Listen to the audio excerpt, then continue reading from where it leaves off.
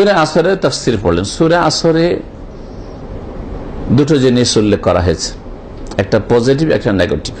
একটা হচ্ছে সুখের উপায় আর একটা হচ্ছে দুঃখের কারণ। হ্যাঁ, লাভের উপায় আর ক্ষতির কারণ, এই দুটো কথা উল্লেখ করা হয়েছে, বুঝলেন না? ইহকাল পরকালে সুখের উপায় কি? সুখের উপায় হচ্ছে 4টি গুণ। আপনার মধ্যে যদি 4টি গুণ থাকে তাহলে আপনি সুখী, দুনিয়া আখিরাতে সুখী। এলেম, আল্লাহ সম্পর্কে, আল্লাহ রাসূল সম্পর্কে, আল্লাহর দ্বীন সম্পর্কে, যেটি 3টি মূলনীতি, সালাসাতুল উসুল যে বইয়ের নাম। হ্যাঁ, বুঝলেন না?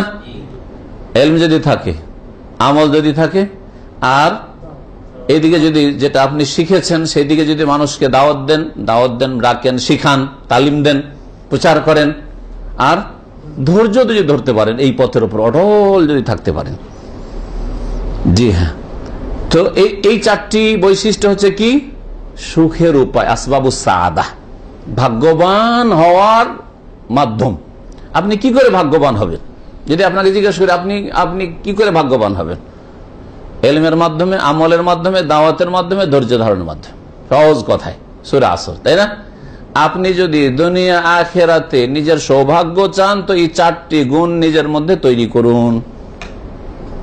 আর একটি হচ্ছে হতভাগা হওয়ার কারণ, আপনার দুর্ভাগ্যের কারণ, বদনসিব হওয়ার কারণ। দুনিয়াতেও বদনসিব আর আখিরাতেও বদনসিব, ভাগ্য খারাপ। যদি করতে চান তাহলে এই 4টি গুণে ত্রুটি করুন।